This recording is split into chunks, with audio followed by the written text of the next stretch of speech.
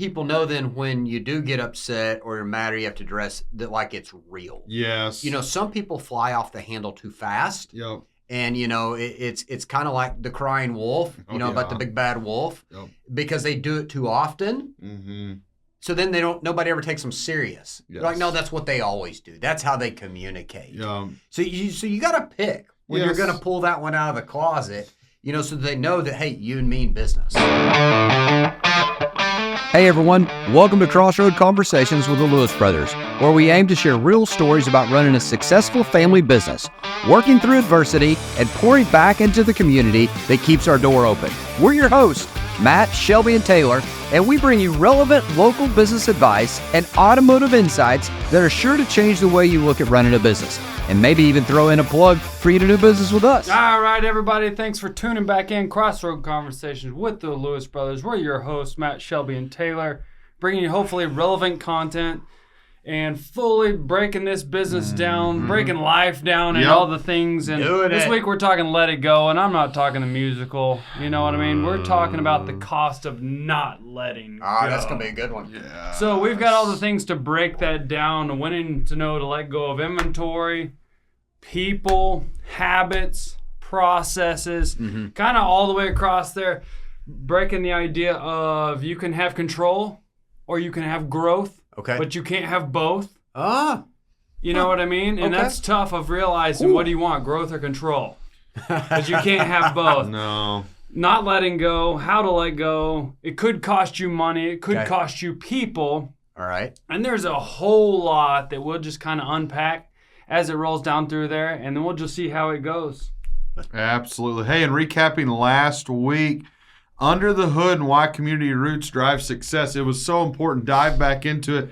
But a couple of quick highlights off of it. Just being involved in the community and why we do it. Because we want to be there. We want to be known. But we want to be able to help the community. And it's going from schools to teachers to driving different charity events to golf tournaments. There were so many different things that we went over that's so important. And that is at the core of our business, of why we work, not only to be successful, but that we can drive back and help the community. Hey, always check us out there at lewissuperstore.com as well. You bet. And this is a fun part of the podcast where we start on why do we talk about what we drive? We're in the car business. Yes. So we get to give you a behind-the-scenes look at how a vehicle performs here in Northwest Arkansas, not on a closed test track or with these people or that people, but just real Northwest Arkansans. Is that how you say that? Yeah, it could you know be. what I mean? On I-49 on the way up here. I-49, Highway 62. Today we're talking about the Bronco Sport. And there's a lot of stuff I love about the Bronco Sport is you get that off-road adventurous style where you can go deeper and discover new places, yet to get the more small, compact for maneuverability, better fuel mileage, that everybody's really come to grow to love. You're talking up to 30 miles a gallon. It's really a fully functional Swiss Army knife like a billy goat. It will do all the best of both worlds. It'll stay on road. It'll go off road. It's all a new redesign this year of some exterior features. It's upgraded from its big brother of front brush guard, bash plates. It's make it where it's really good. But the thing I like best about it, they're listening to the consumer of what they want. They came with technology. It has a new 13.2-inch standard digital touchscreen in the middle, and then fully digital instrument cluster. It is bad to the bone. You got to check it out. Hey, one of the things they carried over and copied, Bronco Sport came out in 2020. It was the first Bronco to enter the market. Now 25. They copied over the most popular, what people love is a Sasquatch package. So the Bronco Sport has it. It has goat modes. Yep. The first Bronco off-rodeo we went to, the first thing they put us in was in the Bronco Sport, I remember. the Badlands. And we put it through its paces. We did. And watch out. I mean, you better watch out, With Von the pony. Jr. We Goat jumps and mode. jumps. So pretty capable rig at a great is. point, It a really price is. point, sub $30,000 Yep. at that entry level Sasquatch package. It has tie downs in the fenders that flip They're up pretty cool. for kayaks, canoes. On Okay. the front and rear bumpers, you can tie down whatever you want to put on the roof. Clark Griswold Christmas tree and or your canoe. It's got upfitter switches for your auxiliary things. I love They've really copied copied all the good things for the Bronco and not an increased price point. So it's pretty dang sweet. Good piece. Yeah, make sure to come by and check that out. Take one for a test drive and just see if it fits all your wants and needs. We're confident that will. And if that's not the pick, we've got plenty of other vehicles with over 1,000 in stock. But let's get into this week's episode, what you joined in to listen to about this week. And you're probably going to scratch your head going, let it go. I wonder what they're going to go into here. Well, we're going to go into a lot. But it's all going to start at the head, or if you're in charge, because you set the pace for your entire company with that, and how your employees are going to react. They're going to follow your lead. When we start looking into areas that we hang on to or we don't let go, some of the areas we're going to talk about today is inventory, people, ideas, and then we're going to talk about old habits, ways, and processes. But I got a question, or maybe y'all can even comment on this before we get started and we go into each one of those pieces, is recently I was listening to on another podcast, and this made a ton of sense, about some of the habits of leaders. And this person quoted, they said, most leaders fall victim to one of these 3 habits. We're going to go into 3 of the 6 today. One of these 3. So I want y'all to think about these. And these are the 3 habits they say that you could fall into. The habit of doing too much. Mm-hmm. All right, so that's one. The habit of avoiding conflict. Mm-hmm. So like if you've got an issue, nobody naturally likes conflict. No. So the habit of avoiding conflict, or the habit of doing what you've always done. So y'all think about the 3 of those, and I'll just ask you to pick one of the 2 to kind of digest and either talk about your success with that or how you've struggled with either the habit of doing too much, the habit of avoiding conflict, or the habit of doing what you've always done. Mm-hmm. What do y'all's take on that? I'll dive into, avoiding conflict, because that's just kind of my demeanor of, and naturally all of us, we don't headhunt and go through that. There's a plus and minus of both of it. But, of avoiding conflict, naturally as a doer of being over any department or anything, you can sense whenever a situation is coming up, whenever 2 are starting to conflict, whether it be a customer, an employee, or 2 employees together. Mm-hmm. And you can sense it starting to come. And a lot of times, as long as no one's around, you can let it play out. So that way you can assess it. As you continue to grow, it's something that I'll say something and interject. I'm like, nope, stop, don't do that anymore, because you're stopping it and not letting it go any farther. But a lot of times you let it happen and go, because hey, I'm not going to really address this employee that needs to necessarily be called out on this, because it's going to continue to keep it moving forward. You bet. But the biggest deal there is the flip side of it on my aspect of, we always laugh of, if Taylor's gotten aggravated with you, it's because you've really messed up. He is very giving and going through. So True. It's almost funny whenever I flip my switch, because people are like, oh my gosh.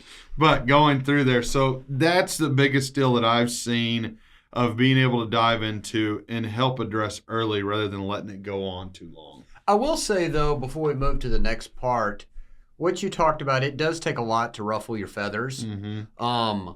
But people know then when you do get upset or you're mad or you have to address that like it's real. Yes. Some people fly off the handle too fast. Yep. And, it's kind of like the crying wolf, about the big bad wolf, because they do it too often. Mm-hmm. So then nobody ever takes them serious. Yes. They're like, no, that's what they always do. That's how they communicate. Yeah. So you got to pick when you're going to pull that one out of the closet, so they know that, hey, you mean business. Mm-hmm. Absolutely. Shelby, what's your take? Yeah, and I think it's important that you do address conflict. Mm-hmm. Like, it's not my natural tendency. It takes effort from me to address something. And so you figure out the best way to do that. Mm-hmm. Is it in a... I don't love a whole lot of meetings of sit down in my office. One, because it's just uncomfortable for the person on the other side, right? I might not get the best result or the true answer. Mm-hmm. So it might be a walk and talk. It might be going to their atmosphere, going to their place of business. But just having that conversation when it's necessary, when you realize it actually is an issue. So you said like crying wolf. I'm not going to... I'm going to let things play out like Taylor said, but then know that has to be addressed, because otherwise it won't go away and it won't fix itself. And sometimes you can patch it up a little bit, but you just really have to call it for what it is and figure out what's the game plan and how do we correct that. So you want to make sure that you don't avoid conflict. I think what you said at first there, that it wasn't natural, you're not alone there. I think the majority of people as human beings, we don't just wake up every day and say, what conflict could we get into? Who could we dress? How could we put ourselves into some situations today and conversations that it's not going to be fun for anybody? Yeah. Nobody, that's their goal for the day. But you do have to address it. It doesn't go away, just like you talked about, Taylor. I would say, the habit of doing too much, I definitely fall in that category. And when you look at like how we grew up on a farm. We're very solution based. We taught ourselves how to do a whole lot of different things. But I heard a leader say recently, they said, just because you know how to do that doesn't mean that you should. And I was like, hang on. And I kind of replayed that and I listened to it. And I was like, this one's going to take me a while to swallow and how to figure out. But they're like, is it moving the mark? Could somebody else do it? And as a man, that's very difficult to go, hey, I'm going to let somebody else do this, even though I know how to do it. So to break that down, I love the idea that, and we all struggle with that, right? Of like, if it is to be, it's up to me. And if anybody can do it best, it's me, right? But that's not always a thing. And so in the intro, I talked about you can have control or you can have growth, but you can't have both. So if a habit of doing too much, if you have too much control, you won't get the growth that you want. You might be okay being where you're at. But think about this. It's also on the flip side, if you're going to relinquish some control, are you really giving control to someone else, or are you just delegating a task? So there's a difference of delegating task versus delegating authority. So the task still brings them back to you. Okay. Right? Okay. And I'm not saying you got to let them go, but if you delegate the task, like I need you to do X, Y, and Z, and here's your list, chances are they're going to have to come back for you for an inspection or for the next list. And here's the thing, like your list can be so long, and I promise we're all going to work extremely hard to make sure we get all 24 hours out of the 24 hours. But if you're just task doing, you won't be able to give that task, that process, that person your all.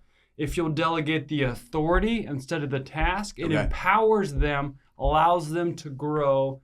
Then they give it way more time, and you're giving them, hey, here's the problem, and let them figure out the solution. When I was listening to this podcast from this guy, he was talking about it, and it was given the task, but not telling them how to do it so they could problem solve it. Now, you can keep some minders on that to make sure it's not, we've seen that before, like, hey, let's recap, and how'd you do? Like, whoop, let's bring it here. And the guy that's talking about this said, very rarely from the top do I make a decision on my own, right? It's usually with some people, and it's never because I said so, do it.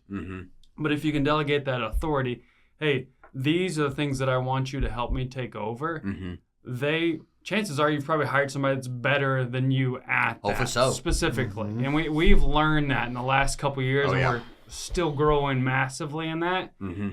And that goes from giving away control, and the growth is just there. It is. I will say a tip.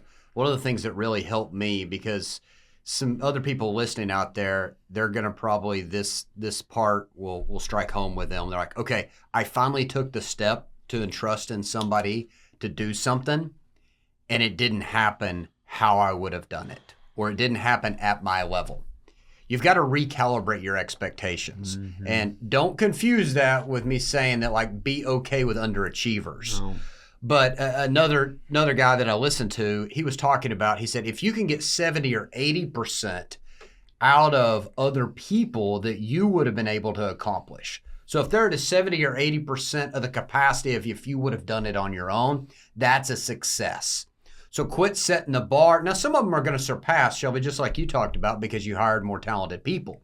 But in some of the other areas, you're expecting them to do it at the same amount of time, the same amount of perfection as you did.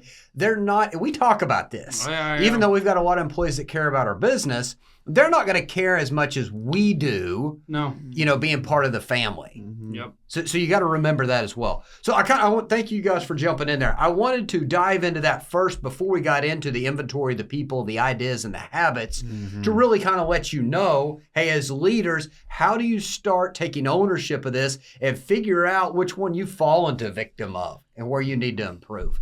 So let's dive into inventory first. And this is called areas that we hang on to in our business or as leaders that we should have already let go or turned over or made a decision on. And inventory we're going to talk about first. We did a whole episode on inventory and cash flow, so make sure to go back and listen to that. But inventory is one of those things that you need to treat it as an investment, like an investment of cash, and then how many times you can turn that investment over and the multiplication of compounding instead of this one big hit. Too many people get emotionally involved with their asset that is actually just a business model and it's cash, and they hold on to it for too long because either they like it too much, and if that's the case, they just need to buy it themselves. Yeah. Okay. Or they're trying to hit a certain amount of margin or markup or whatever else it may be instead of turning that. So let's talk about inventory there and when you let go. You know, I think a good reference point is funny. We were just talking about this a couple days ago, and I guess it depends what your overall game plan is, right? Everyone can have a different theory in their game plan, but in the masses, we were talking about someone buying a house, and they were looking at a personal owned house, someone who currently lives in a house and it's for sale, versus a contractor who builds a majority of houses. You bet. And they were talking about how much more in the driver's seat for the buyer, they were buying it from the contractor because they understood the philosophy, if you can put a customer in that, of turning your money. Yep. So probably meant a smaller margin, but because they were such a larger conglomerate, they had the ability to buy rate down. They were able to outfit a new house with gutters and shades and appliances and help on some things. If you were just to buy that from an individual, they would be so emotionally attached that there would not be a whole lot of wiggle or understanding. So the business person that was building and selling houses, not attached to 502 versus business. 507, is just business. They could turn that much quicker and reinvest their cash and build another one and build another one and build another one. And they understood that was their business model. So it's the same thing in inventory of whatever you do. Like, it really is, of just knowing like how many times can I turn that. The house is a great example because then they've got a crew that they need to get started on their next one. It's too many times we hear this, especially from private sellers, whether it's of cars or boats or houses. And they're like, well, no, this is how much I got in it. And this is a hard one for people to swallow unless you're in business. That's irrelevant. it's irrelevant. What you paid for something is 100% irrelevant. And I'll make this easy for you. The stock market is a great example on this, okay? If you buy a stock and it was trading at $10, if tomorrow the stock goes down at $7 and you decide to sell it, nobody's giving 10 for it. Or let's take it on the flip side. If it goes up to 20, nobody's going to sell it for 10. No. They're going to sell it for 20. Correct. How much you give for something is 100% irrelevant to how much you're selling it for. It's still a large pain point, Absolutely. especially in large assets. Yep. I gave X amount, Yes. or I owe X amount. And there's so many factors that go into that. Yeah, we hear it all the time. Well, I just need my payoff for it. Well, did you finance your taxes? Well, and we generally say, know? did you finance any taxes? Did you carry over negative equity? Yeah. Did you build junior's negative equity from another car in there? But, and this, some people might think this is smart aleck, but just the safe thing to say was, well, if it was paid off and you own the title and owed zero on it, would you expect us to give you zero? No.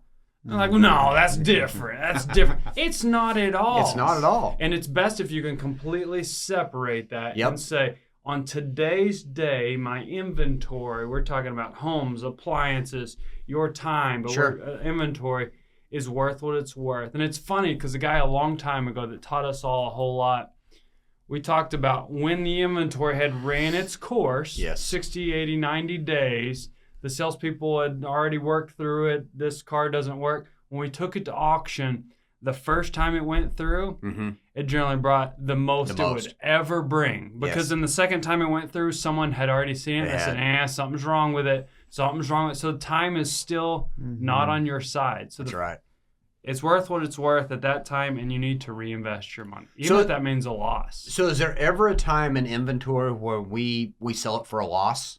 Oh, absolutely. And I think that's something I was getting ready to dive into, that we but help manage with managers, because they'll go one of two directions. Okay. Holding on to it forever, Okay. or they're like, well, crud, I've got to get rid of it and turn it, and they'll dump it. After 3-4 days, we had one that popped up the other day that this vehicle had taken a while to be able to get through the shop and everything else and get ready. And we were sitting there talking. He's like, hey, I've got it priced at the bottom of the market. I'm like, well, hold on. We're just getting it to market. Let's start value-minded, making sure we're right priced in the market. It's day one of it out here. Yes, we've had the money of being available, though. So you have to be able to manage, because yes, there's times that you need to move. Shelby and I were going over a report a couple days ago of like, whoa, going back through trades. But that's okay, because we needed to reinvest the money. Sure. The money needed to be, losses were taken, and big losses of going through, but you're reinvesting the money, putting it in something else that is turning currently. Yes. Because no different than the stock market, Yep. y'all can hit on, there's certain different pieces that are moving right now. And if you're not in that game, you're going to miss out. And I think the quickest thing, not the quickest thing, the easiest thing to point out is the quicker that you can transact that. Yes. It's a buy-sell relationship. Move. It's not going to be as volatile, right? Because used cars fluctuate when manufacturers drop more rebates. So this month, Taylor was talking about it. So far this month, our wholesale, that's where we don't sell because something's wrong with it, or we've had it too long, or it just doesn't fit our market, or it wasn't turning fast enough. Our wholesale right now is over $40,000 negative. Negative. We've sold for $40,000 in a loss. And as a business, even our business, we were looking at it this morning like, hey, we've got this loss and then this loss and then this loss. How do we make this compute? He's like, hey, the managers keep looking at this, and they're like, this keeps trending down here. It's like, well, we got to look at this as a whole. We got to put the trades on the money. Yep. When the customer comes in and they want to buy the car, we got to look at the whole picture, and we got to do that quickly. Yes. Quickly, because if you hold on to it, chances are the longer you hold on to it, think about this. When the Cybertruck came out, because people talk about that, when it first hit the market, let's say they sticker for $100,000. They were trending way above that. They were selling, one of the first couple ones that went across Manheim auction sold for $250,000. From there, do you think they got more expensive or less expensive? Less expensive. They are now trending below what the MSRP was. So it was the quicker that you can turn that, get to the market, the better chance you are of being able to be profitable rather than being on the flip side of that. Man, it is so hard for people to get that, but the encouraging part out there is if you'll get that and look at it from a business perspective, you'll beat everybody else. And I'm going to go back to the stock market one more time, just because it's easy to explain. Not that I'm a big stock market person. Is if I buy a stock at $10 and it trends down, and let's say it trends down to $9.50, $9.25, $8.50, $8. And I know it's going to continue to trend based upon whatever's happening. Okay, whatever's happening. If I'll sell it there and take the $8, okay, reinvest it in a $5 stock that has potential for upgrowth that then goes to 10 or 15. Yes, I took a loss here, reinvested it, and got a gain here. Instead of just writing it out, hoping that at some point it'd come back up. Yep. So let's say in your $40,000 worth of loss on the used vehicles that we've taken, let's say that was $300,000 worth of vehicles or whatever it was. If it was $300,000, we could take that $300,000, even though we took a $40,000 loss on it, look at the market on what's trending, what we have a low day supply on inventory, reinvest it there, and make our $40,000 plus some more up, but only because you took the time to go ahead and take the loss within a speedy manner. So many people get hung up on that. So small business, if you're sitting there thinking, crap, I've had this thing on my floor for a year now. Move on. Guess what? Your employees are thinking that something's wrong with it. And it's brand new. Like you've tested it out. And you know it's a good product. And you're like, man, this might cost me some money. Like it's costing you money sitting there. And your cost, without going a full inventory breakdown, let it go. That's where if we had the button, we'd smash it. Let it go. That's huge. I talk to anyone or hear anyone from outside market, and whether they because they go through everything and they don't understand. It's okay if you're looking farther down the row of whether it be service, a customer, a different situation, different inventory. If I exchange this piece, I'm not taking a loss here and it's just terrible. I'm losing, not getting anything out of it. No, I'm losing here because I see an opportunity over here. Customer, situation, growth, business, whatever it would be. Because if you stay stagnant over here, no different than what Shelby said, it starts spreading only, not even costing you money, but your employees are like, he doesn't want to get new inventory. He's keeping the same thing. So don't stay stagnant. I think just to kind of wrap that up, and we could spend a whole episode there, but we got to keep moving, is just don't be the stubborn mule and just ride it to the ground. Okay, you don't need to ride the ship sinking. Okay, reinvest that sucker and move on. All right, the next area, talking about let it go, and this is never a fun area that people want to talk about, but we need to talk about it. Yep. It's part of our business, is people. Is people. And when do you let those people go? And the first part I'm going to talk about, I got two parts to talk about to throw to you, is the time, tools, and training. Yep. We've all talked about that. The time, tools, and training, they're the 3 T's that any manager has to go through if they want to let somebody go, that they personally have to say, did I give them the time, the tools, and the training necessary to succeed? And if the answer is no to that, that manager has to look in the mirror and put that in place before they're allowed to let them go. So what are y'all's thoughts on the people part, on when to let go, when to hang on? On people, I'll tell you the biggest deal of why people do not move. It's because you're comfortable in a situation. You have clear expectations of how they're going to let you down or anything else. So it's no surprise whenever it happens, and you know how it's going to go through.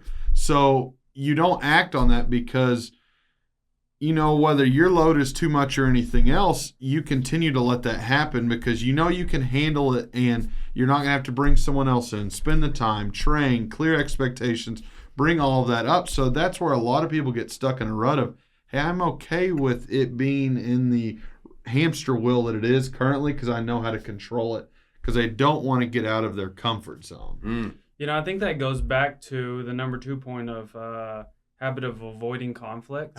If you have not avoided conflict, it should not be a surprise to anyone because you've sat down, on a regular basis and said, hey, here's my expectations for you and here's what your growth pattern looks like. Yes. Here's the proper expectations. Here's the KPIs. And we know, I know, as you're sitting down having the one-on-one, that we haven't hit that metric. That's right. If you have avoided conflict, then you assume that they understand your dissatisfaction and you've not given them the time, tools, or training. When you finally sit down with it after they've been late umpteen times and they hadn't performed to their KPI that you assume for, it's going to catch them way off guard. It is. And they're going to be like, what? I can't believe they did that to me. And in your mind, you're going to be like, oh my gosh, I can't believe it took me so long because they were well underperforming or they were polluting the water. And so you have to know that if you don't avoid conflict, if you have a proper KPI system and a one-on-one and going over peer evaluations, then you can adjust that thing. You bet. You can adjust. And I talked about this morning in our manager meeting. It's no different here. No one would get on an airplane leaving X&A, headed to Florida, and wait till you got to Florida to see if you were flying the right direction.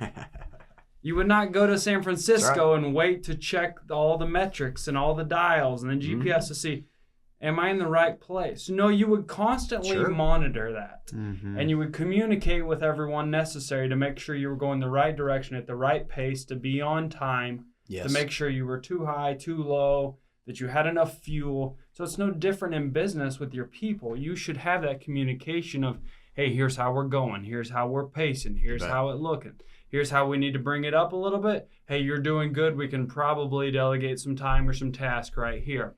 So I think if you'll take the time and not avoid conflict, then that will mitigate of just having to run through people. This is a tough one.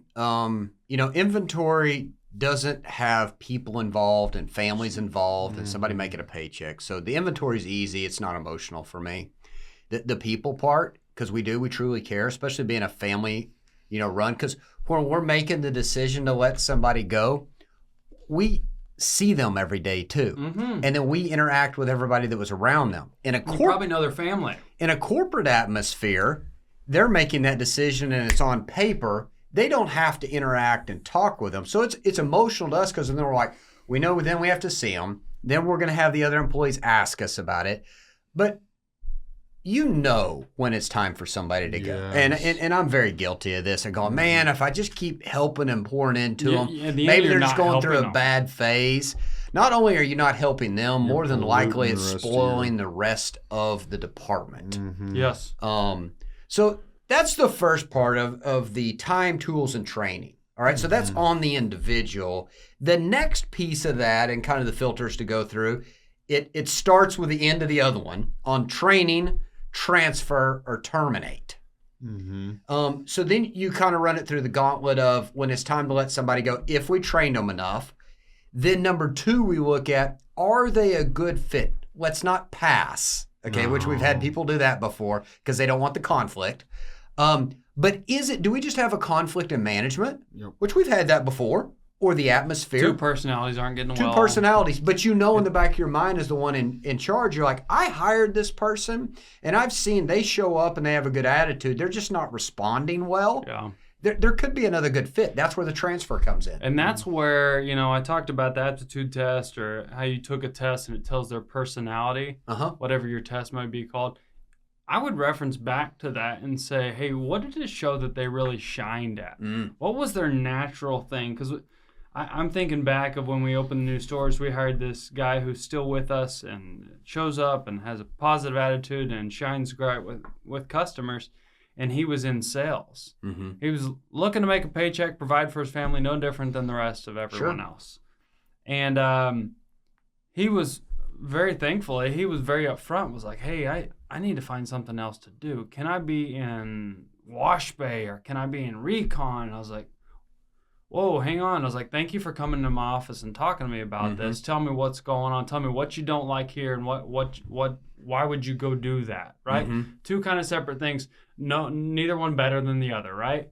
And he said, just the people interaction. I'm having to count on other people, aka the customers, to help pay my bills. And that was not his natural drive. He said, I am more of a worker style, just knowing I get paid X amount of dollars and I can rely on myself. If I show up and do a good job, I get paid. And I was like, oh, okay, that makes sense. And so we've moved him a couple different spots. As we saw, we moved him to a spot and that didn't allow him to shine, but allowed him to provide. And he said, hey, I can do a little bit more. So, okay. So now he's transferred about 3 or 4 different times, and it's not because he hasn't fit. It's because he's grown. But we finally found, so get back to that test to show what really makes them shine. You might have tried to put a size 9 shoe on 11 foot, and it'll work for a little bit, but you need to say, is there a better fit? And so that's where you would get into that transfer. And then alternately, if it didn't work, then that's a terminate situation. As long as now we talked about the employee that has the good traits and we know they'd be a good fit. If they're not a good fit, and we've ran into this, we've got multiple locations in different departments. So we'll find out that people transfer from so-and-so to so-and-so, and that manager kind of fibs to them a little bit. Says, no, hey, they're good, they're this or that. They just didn't want the conflict. So we've had to put in some filters at a higher level management-wise to say, yes, employees are available to transfer, but here's what they have to do, and I just don't mind telling you, is they have to have let that manager know in the current department, and then that's got to be presented to the board that we meet. If it's from a store to a store. Now, if it's within the store, within departments, that GM can rock on with it. But if it's from this location to that location, a higher up, non-emotional, disconnected needs to say, hang on, what about this, this, and this? Let's not just keep moving that problem. So the phrase slow to hire and quick to fire, most people have probably heard. Slow to hire, quick to fire. Most people, including us, have had that flip-flop. Quick to hire, slow to fire. And we all have been caught in this. Let me read this to you from Harvard. Harvard Business did a research on there. I've got to read it there because I didn't go to Harvard. Okay, so it makes me sound more intelligent. Okay, go ahead. A lot of startups hire fast, fire slow. A bias for speed combined with the pressure for high growth drives many leaders to quick to hire. We need to fill this role right now, but slow to remove underperforming employees because they're busy and would prefer to put off awkward, hard conversations. That's exactly what we were talking about, wasn't it? Yep. We're Harvard qualified. Bing. All right, so the next up on that part there is ideas. So ideas, when to let go of the idea and when to not. And that's a tough one because everybody wants their idea to be successful. Sure. Yeah. But there's a lot of shots you take that aren't going to be successful, and you got to be okay with that. So let's talk about the ideas. What do you go through, and when do you let that idea go, scrap it, and move on? I think it's important that it's not just one person's idea, Okay. and don't get attached to it. Maybe it's best if you forget that it was your idea. Hey, here's the idea. You make sure it has legs, that you give it ample opportunity if you're going to invest time or money or marketing or whatever it is, that you invest to that and you pour into it with a team. So it's a shared effort. And then you have, no difference than KPIs of that you can measure it. Like, hey, did that grow our process? Did the end result grow because of that idea? And then we circle back around to that, whether that be in a weekly, quarterly, monthly, yearly meeting, and you say, hey, let's go over 10 best and 10 worst ideas and see, hey, is that an idea worth changing? Is that an idea worth scrapping? Or is that an idea worth 10Xing on? Exactly. And so you just look at those things and see, but no different than the inventory and the people, don't get your emotions or your feelings involved. No, that's good. But it's okay, too, if, like, you came up with the idea, whether it be your focus group or yourself, you bounce it off the people like you talked about. And then if after thinking about it for a week or you start trying to put the process in place, it's not going to work, move on. Yep. Yeah. Move on. It's no different than the inventory. Move on. And you definitely need it, right? You need new ideas. And it's funny. So we go to these meetings, we call them 20 group meetings, where we go with relatively 20 other dealers that are like-minded in the same business we're in, that are non-competing. And it's funny, they always talk about it. There's a moderator, it's by NADA. And he said, when I was in the dealership world, because most consultants were in the dealership world, so they know what they're talking about. He said, when my owner would go to a 20 group meeting, the following week when he got back, I always went on vacation. Oh, gosh. And I said, why in the heck was that, Elton? He said, because I know he would always come home with all these grand ideas, and he would put them in place, and I'd have to be the one to pilot those and ride them to the ground. He said, so if I was gone for a week, chances are he would still come home, put them in place, and they would ramp up, and then they would die down. And so by the time I got back, it was pretty much back to normal. So that's most businesses, right? Sure. And so I think on the flip side of that, you need to make sure that you're looking at other ideas. There's a lot of great ideas we get from those. But I think we have a pretty good vetting process before we come home and just unplug all these cords and plug all those cords in. This new process, we're kind of going to vet it through the Lewis brothers or the Lewis automotive process and maybe take one idea and really give it the foundation before we plug it in. Yeah. And we're going to get buy-in from everyone. That's not to say that it still won't work, but don't just be quick to just get all the latest trendy and all the things and forget all the things that you currently know. No, and I think of sounding it off, like you said, is so important, because a lot of times you sit and you'll analyze and think and look at the data, and then whether it's us talking amongst, but you say something and we're never quick to say, hey, that was a dumb idea. But whenever you say it, like, that didn't sound right and it didn't come off smooth. Yeah, let's go ahead and move on to the next thing. So sounding it off a board, then you get to, not that you're going to get judged or said it was a terrible idea, you get to vet it before you move forward and unplug so you know what you're doing. Before you put your name on it and put it in front of all the people. And generally how that would go, so if you're curious, how does that go? We come back from a meeting or something we listen to or see, and we'll say, hey, what do you think about this? And we'll say, hey, if we process the inventory like this, and so instead of me saying, well, that sounds stupid because there's holes in it, I would say, or we would say, hey, walk me through that process of how it would work. And so then as you're explaining it, you might think, okay, I didn't really think through this. It just kind of seemed sexy, seemed fun, sounded cool. And so And generally, the way that we'll throw it back is, okay, why don't you walk through that process and get it on paper, and then we'll fully go through it and make sure that it fits what we need and it gives us the growth that we need, that it's worth it. Yes. And if it's really something worthwhile, then you'll put the work in and get it done. If not, then it'll be your fault because you let it fail. I think that's a bonus for all the listeners out there is two things just happened with what Shelby went over is not only did you listen to the new ideas and you vetted it, you also taught whoever brought you the idea of the actual process to go through about thinking something through. Yeah. And you're exactly right. You won't hear any of us walk in the room and say, that's a stupid idea, we're not doing it. Or don't ever bring that up again. Correct. We won't say that. We're like, hey, let's think this through. You know, when would you start this? How would it go into place? How long would it put into place? What resources do you need? And then how's that going to move with Mark? Yeah. We went through this with marketing yesterday. Mm-hmm. You know, everybody was fired up about, you know, Shelby had challenged them with putting some commercials together and this and that.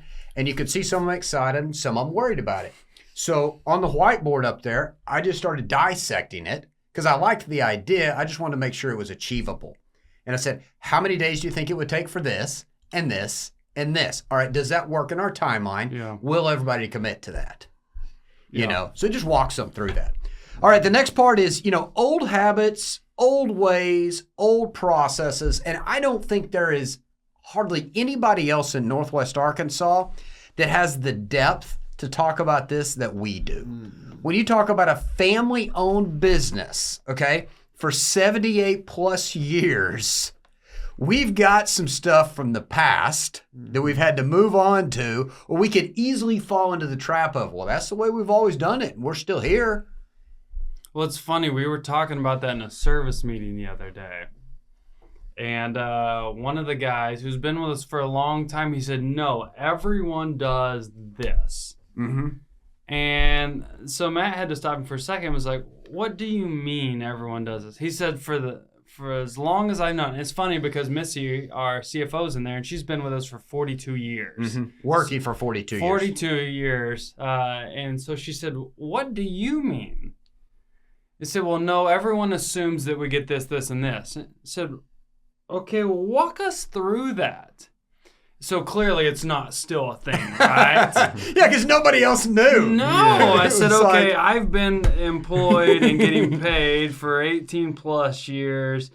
Matt beyond that, Missy 42 years, like, okay, wait, what do you mean? And so if it's something good and it's still going, we probably grow that. Sure. Yes. You know, and we say, hey, how does that become relevant currently? But that thing was gone and gone. And he was Yeah. still hanging on Still putting to it in. He was still implementing it. Yes. And it was a huge cost thing. Yes. And it was a huge mess.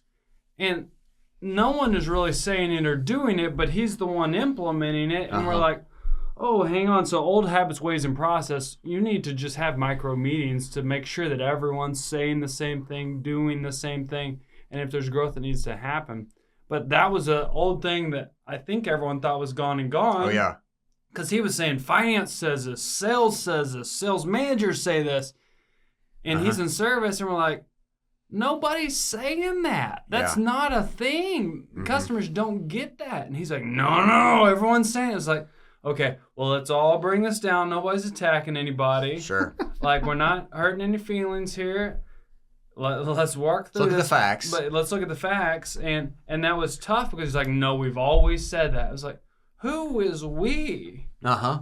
You know, and so that was just a thing there of old habits. Like, if it's good, make it work, improve it, but don't just assume that it's just going that way. No, that's for sure. For sure. Yeah, that's a big one of old habits, ways, processes. Taylor, anything else to add there? No, he hit the nail on the head. I think when you look there, and we spent a good amount of time on that chunk, but we could even dive farther in, but we got to move on. You just remember about those are 4 areas to look at: the inventory, the people, the ideas, and then the old habits of, do I need to move on? Do I need to be progressive right there? And what's the rest of my team look like? All right, fun fact of the day. Let's go. Hey, Ford has owned or owned part of Okay. several different brands or manufacturers in the automotive industry. And if you even go back farther than that, if you've ever been to the Henry Ford Museum, he owned a lot of different things, but we're talking about just automotive here. So we'll come back to that. You guys think about some of the other brands that Ford would have owned. Absolutely. Diving into, we absolutely got in the middle of hanging on to anything in business there or as leaders. Now diving into how to recognize what we need to let go of. That's listening to others, listen to the market, being accountability with others. So biggest deal there. How do you know what we need to let go of? How do you listen to others? Well, you first have to get the right trusted people around you Mm-hmm. that you know that aren't just the yes sir, the yes ma'ams, that will actually tell you respectfully, like, hey, you need to look at this. Mm-hmm. And I got a handful of customers that, and some of them are a handful, but that I know that like when they tell me something, they're shooting me straight and they're taking the time to tell me because they truly care about the progression of our business and maybe even myself as leadership. Yeah. So at first, we all naturally want to get defensive about it, but I'm like, hang on. They're telling me this because they want me to improve. They're not asking for anything for free. And if they didn't care and if it really wasn't a big issue, then they wouldn't take their time to call me because they're busy people like I am. Mm-hmm. So I think that's very important. We all get reviews.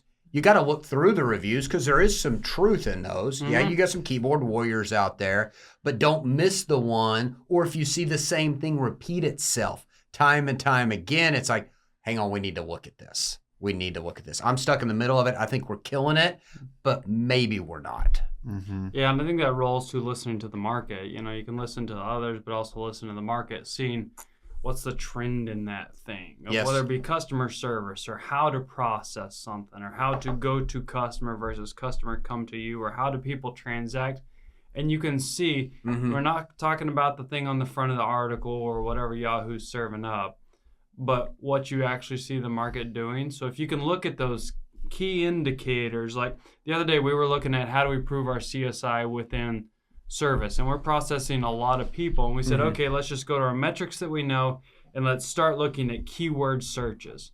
And so one of the thing was, and this was kind of, we designed our service department for our oil change, that there is no appointment necessary, come at any time, and we work on that weekly of what does that schedule look like and what's our efficiency Every single week. and how can we make sure the customer that we never say no to them no matter what time it is, and that we always have available bays, and we have multiple different teams to be able to overflow and handle with that. And that's a work in process, but we look at that and we say, okay, what's the hang up of making sure our CSI doesn't keep growing? And one of the biggest things was the lack of the ability to schedule service online. And we were like, well, we alleviated the ability to have to schedule service online. So just come on in. Yeah. Well, what we didn't realize is that people still want to do that. There's a little bit of a mentality, whether it's your grocery pickup, your grocery delivery, Sure. whatever it is, people like to schedule that to know that if I do show up, I don't have it because they've been at a place that it's been 2 or 3 hours. They don't want that. So if I can book that. So that was one of those things of listening to the market when you think you're killing it and when you think you've alleviated all issues. Not everyone is always hyper-focused as you are, and they'll still want maybe what it kind of was or what it might be growing to. So to see what the market says. And so then that was one of those things like, okay, let's make a little change here. So if there is a person who wants the certainty of a 9 a.m. appointment, let's make it simple and easy. And we had really busted it out that they could say a drivability issue or a drivetrain. And the ladies that were helping me work through this, they're like, we don't know what this is. It's like, no, this means that like when you schedule it, that tech is available and that the time is available, the slot's available, the spot in the shop is available. Like, that's too much. I was like, okay, we need to ungamify this some and make it super simple. Like, how do you want that to happen? What do you need done? So I think that's big of listening to the market. I think listening to the market there instead of to yourself, because some people, they don't necessarily care or they don't want to be pinned down to an exact time. So they love drop in whenever to get your oil change. But then there's other people that are extreme planners. Yeah. Both of them are customers of ours. Yeah. So we have to make sure managers are not making decisions or leaders are not making decisions in our organization based upon what they would do. Yeah. Because they're just one of the multiple personalities and habits out there. And that's a tricky thing of, oh man, how do you coach and teach that? No different than you were talking about inventory, of being flexible. Like, do you want me to put the money on the car on the money from day one, or do you want me to wait till 90 days? Like both. Yes, I know. I want you to be right with the money in the market on day one, and then at 7 days, and then at 12 days, and then at 18 days. I want you to follow that. I mean everyone, without a micro focus and understanding that you need to adjust a little bit along the way. Like, well, do you want me to do no appointments or all appointments? Like both. Both. Right? Because we have to appeal to everyone, and some people just can't do that. Like, I want you to hold the salespeople accountable, make sure they make 100 phone calls, they schedule 3 appointments, they send out 10 videos.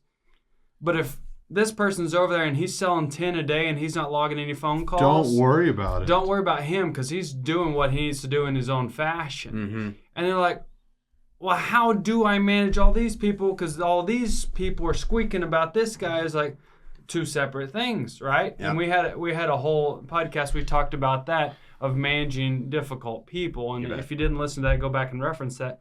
But both, right? Yeah. And I think that's a big thing. And the last thing here is being accountable with others. I think when you set those standards and those goals of the change, share it with someone. Mm-hmm. And whoever you share it with needs to be not just that person that's just going to agree with you, but that's going to respectfully hold you accountable. No different than we talked about the ideas a minute ago. Yeah. I say, hey, walk me through that. Yeah. What would that look like? What are you actually trying to achieve? If somebody's bringing an idea to me, that's what I'll say. I mean, you guys know that. And then that accountability comes. Is they're going, okay, and now I'm going to hold you accountable for that. And it needs to be relevant. I guess I should have said that. The person needs to be relevant. There you go. It doesn't need to be the person that you tell and they're going to laugh at you when you fail. Mm-hmm. The person that loves to see you fail and just loves gossip, right? Yes. Those people are really good at asking, like, hey, tell me what's going on. Tell me what you're working on. Yeah. Because they love to be in the know, but they're not going to help you. They're not doers. Be within your circle, Mm-hmm. that when you say, hey, I know I told you that we were going to be in a 97% fix rate the first time, but we're not getting there. Then you say, hey, okay, we're not going to throw it out. Walk me through this. What's going on? Do you not have the parts? Do you not have the time? Or do you not have the proper diag? The person that actually cares. That they're not like, it's okay. Yep. Let's try something else. And you're like, no, it's not okay. Like, let's break it down. I think the biggest thing out of that whole segment that both of y'all hit on of going over, so from listening to others to being in the market to holding accountable, make sure it is relevant to your business. So if it's others or if it's anything else, make sure it's relevant to your business. That one, they're going to hold you accountable, but then on the market side of, don't get caught up in, hey, all this stuff is happening out there. Yes, it's relevant, but that's not going to change. We are so good in our business of whatever is happening in the world. Yes. I acknowledge it. Sure. But I realize that it's not going to affect what I'm doing today. So make sure what you're doing is relevant to your business, your market, whatever it would be, the personnel around you. Hey, diving back into that fun fact quiz. It's not multiple choice. It's not anything else. So I'm just going to tell you what all they have owned or been a part of or anything else. Some of them might surprise you. Okay. Volvo's in there. Oh. Okay, so Ford has owned or been a part of Volvo. Mazda, which you can kind of see that. Ford I remember Mazda. Kind of Mazda. reflects. Especially the Ranger. Yes, yeah, absolutely. and then the Escape. Okay. Okay. Oh, yeah, a little B2000 there. Mercury. Alan Jackson talking about Mercury. Land Rover, which you wouldn't have thought about Maybe anything that's else. European or something. Jaguar. I remember that some. And Aston Martin was a luxury brand that they had owned. Yeah. Yes. They probably bought that to steal some of their high-end technology. Must have. I don't remember a whole lot about Aston Martin. Some of the other ones I remember growing up. Yes, I want to say that of having that in there. All right, that's solid. Automotive fun fact of the quiz. All right, last segment here, cost of not letting go and awards of letting go. Okay. So the cost of not letting go. So I'll segment, and then you guys can hit me with this. Often someone will say, with a little bit of fear of loss, they say, what if I train a person to teach them what I know or to properly do something, and I get them all coached and trained up, whether it be technician, salesperson, manager, and then they leave. Okay. Mm-hmm. And then the other side, the flip side, said, what if you don't teach them, train them, give them everything they need, and they stay? All right, let's take that first part. That's two different big parts to grab into. So let's first go, because I can remember the first couple that I trained all the way up and then they went. And the first time or two that happens, it really punches you in the gut. Like personally, emotionally. You get them certified. All they're of it. Top tier. Top tier, and then they leave or they helped you develop something new. You send them to training to figure it all out. Then they go out and open up, especially when they open up a competitive business or go to somebody else that's a competitor of yours. Yes. I mean, it really strikes you. Yeah. But at the end of the day, like after the emotions go down and you start talking to some mentors and some people that have been through that, your job is to grow people and educate them and to continue to push them. And at the end of the day, if you, and I've talked to Dad about this too, because he can look back, especially some of the salespeople that he grew up that now own their own businesses and they own this or that. They wouldn't have been able to do that if we had not grown them. Mm-hmm. So in the big perspective of life, yes, you've helped those people find a niche on what they're good at, so you're doing your part. Mm-hmm. And if you do that with everybody, everybody's not going to leave. Yeah.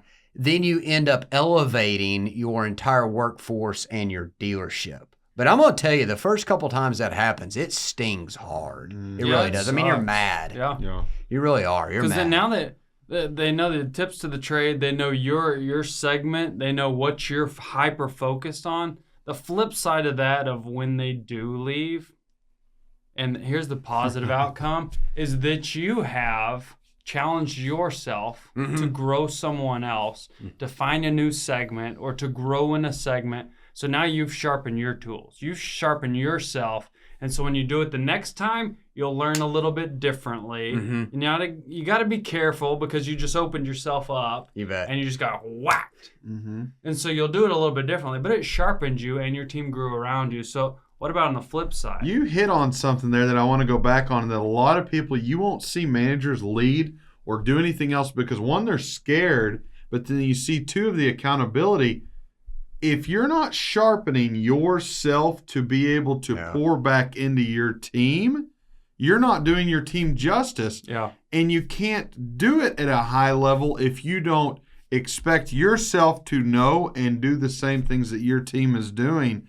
A lot of managers don't do that, and they miss that of going through of I need to know X, Y, or Z, and then they come back to you and they're like, hey, I can't get X, Y, or Z done because you don't do it yourself. So that's something you have to know. Do what you expect others to do. That is really important, of leading by example. Yep. So don't say, hey, I've elevated, now I don't need to make phone calls. I've elevated, I don't need to watch my training. I've elevated, I don't need to do one-on-ones. And you've tasked those people to do it, but you still need to know how to do it and lead by example to do it. And in doing that, you'll unnaturally don't realize you're doing it. You'll get better. You will. Two more things on that, and then we'll go to the next part, is you always should be training people so they're equipped to be able to take your position. Yep. Because if not, you don't have a growth mindset, because you should be training people that can take over your position. Yep. And number two, I'll tell you another thing that really helped me to be okay with, no different than us talking about our trade secrets and what we've done on this podcast, is very few people out there in the world are disciplined and consistent enough to put in tips and tools that you teach them to be successful. I love that so much. You know? It's like, why would you teach everybody? I was like, They're not going to do They're it. not They gonna don't have take your it. discipline. They're not gonna They don't take have it. your discipline. So you might as well elevate yourself and try to elevate the people around. And if you can just get a few more from a couple different people, you'll grow. Yep. Right? So what if you don't train them and they stay? What happens then? It's just like a stuck in the mud. It's not like good. an old crock pot. Yes, you can't. You know what I mean? I think that the silent assassin here, I'm going to say too, though, is everybody else it affects. Because sometimes you think about, and especially during COVID when nobody was applying for jobs, okay, because the government was paying them to stay home, is that we put up with underperformers. Yeah. Is we're like, well, it's just so-and-so over there. They're underperforming, but they're not hurting anything. We need a warm body. Leave them over there. That's not the case. They end up spoiling. Like if you take somebody in our service department where there's 20 or 30 people, what do they do to the culture of everybody else? And at some point in time, you could be a high performer and you know your worth. You're like, I could go to other places. I don't want to put up with this every day. Yep. I'm here too many hours, and this person, I'm done. And we've had to go through that of different people that showed up to work, did their job Yep. decently well, to average to maybe above average. Sure. But they were spoiling the pot of everyone else around them, and that's a little the sub conversation of exactly. But we had to say, hey, quickly, you don't align. Your values don't align with us. That we're not going to go on gossip. We're not going to be using curse words. We're not going to be belittling people, and we're not going to sit around and just overly the coffee pot talk about all this stuff. So here's your write-up. We don't need to be doing that. If you need help of how to communicate or the correct process, we're here for you. But in the end, if we can't correct that or get them to correct it, you have to cut bait, and you need to cut bait quickly because they're changing the whole temperature. They really are. And so what Shelby hit on there is if you're just looking at it on paper and you pull your time clock ins for the week, they were here every time. If you look from a performance, they're good. So then you think you're good, but you don't realize what influence they have here. And I know that we've spent some time, but I'm going to relate this back just for a second. We had an employee that on paper, they were doing great. They weren't late. They were performing, but we knew the culture, that they weren't adding to the culture. They were actually sucking away from it.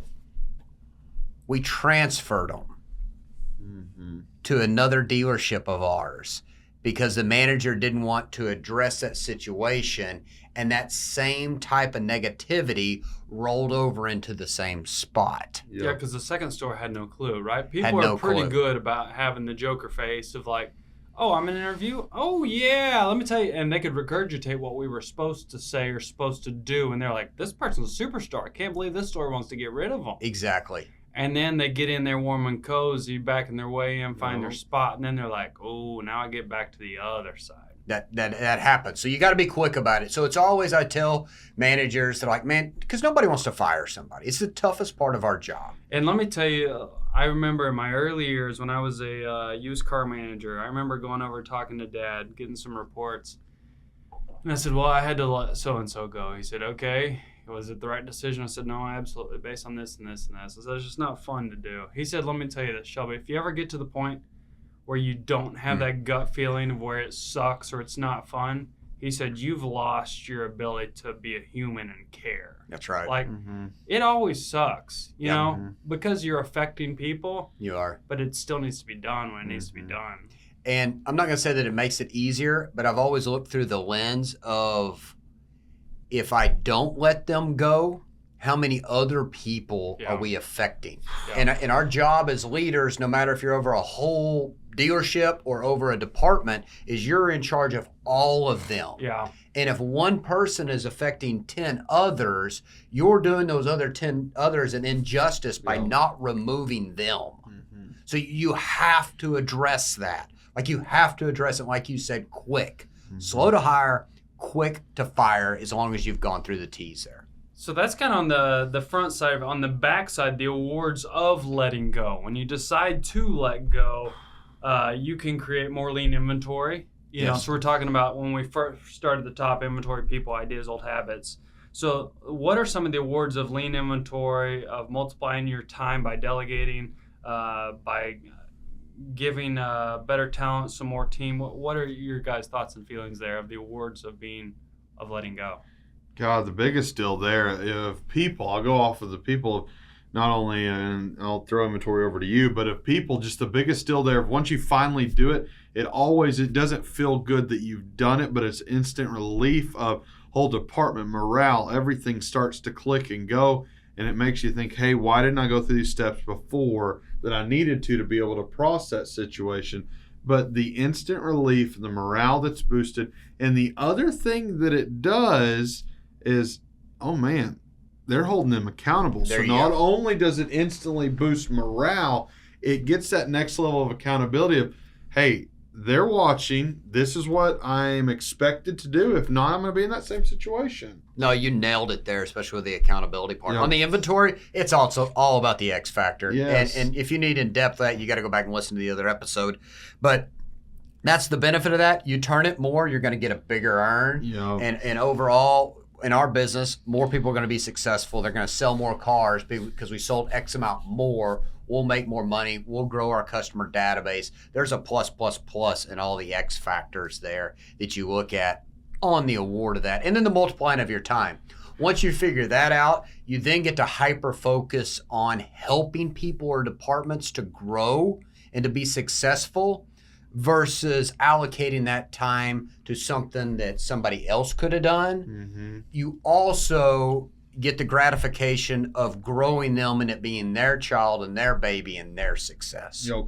And that relates back to where I was talking about delegate task versus delegate authority. That allows you're giving away control, but you're giving the ability to gain growth. And so if you can give them that authority, then it doesn't always have to come back to you, so you inevitably get to grow there. You bet. So it's such a good thing. All right, so next up is our frequently asked questions. Now, laughingly so, I brought this. This part is sponsored and brought to you by Alpha Brain Black Label. No, not the black label. The Black Label. So we've talked I didn't about do this the Black Label before. today. It promotes mental process, speed, and sustained focus to help supporting productivity and helps you stay in the zone. When you're in that workflow, It's solid. when you got to get things done, have you guys experienced this? Oh, yes. And then you get a couple of triple macchiato espressos, and it just sends you into orbit. That's triple stack and the double stack. But Matt, have you been in this? I have. I'll tell you a quick tip on Feel me my on hair that right grow. there is that it does work for sure, and we're not endorsed by them or anything. Not at all, but that'd be funny. But you've got to, in my flow, because everybody's different, I take half the dose and I take part of it in the morning, part of it in the afternoon. Mm-hmm. Because if I do the other, I saw that it was too ratcheted and it was scaring employees. You know what I mean? And I was trying to be self-aware there. You know what I mean? I thought I was rocking and rolling, and I was. What happened? But it was They too weren't much. the level. It was like, whoa. Jing, jing. I'm proud of you for being aware of that, because generally I won't slow down enough to notice, and they're just like, oh, Shelby, watch stop. out, It just takes- Shelby's coming through. But that's what we have each other for, too. It's like, hang on, re-look at that and see so Yeah, you're yeah. more consistent throughout. So that's one of the funny things. But that is the Alpha Brain. If you've got a whole lot to do and you need to stay focused, it's not something that makes you jittery. Nah. It's something cool. Check it out. So frequently asked questions.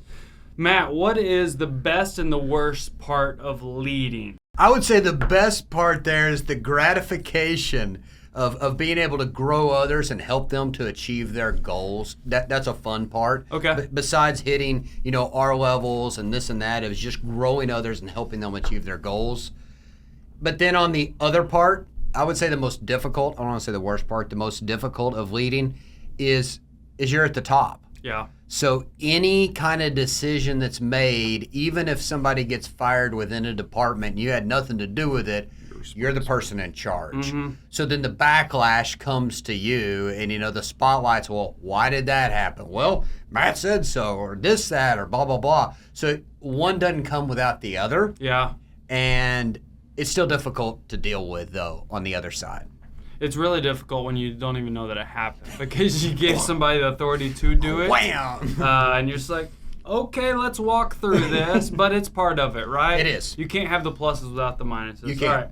That's super solid. Taylor, what's the hardest part about learning to lead? There's two pieces of this. So it is probably in relation of you teaching someone is like letting a kid learn to fall and make mistakes. It's going through and you're like, oh, let me catch you weight, but you don't need to as long as something bad's not happening, because that's the only way they'll learn. It's going to hurt a little bit. They're going to be able to move forward, but you got to let that happen. And the other part of it is Matt's hit this, but of growing. You have to be okay to let a little bit of go. We all have our favorite parts of the car business of going through it, and we always love going and back and being in the middle of it. You can't stay in the middle of it, and I find myself in the middle of I just love doing this, but I know that I need to be able to let the others grow and learn so that I can move and grow in that aspect as well. Yeah, that's tough, of learning how to let go and delegate to someone else, knowing that, at best they're going to give you 70-80% of production. You bet. Solid. Well, that's another solid episode, Crossroad Conversations with the Lewis brothers, hopefully bringing you relevant content of how it makes sense. Remember to stop by and see us exit 65 right off I-49 in Fayetteville, our new location. And also see us online, lewissuperstore.com, and always tune in crossroadconversationspodcast.com. Like, share, subscribe, and we'll see you soon. Hey, thanks for joining us today, and we hope you enjoyed this episode.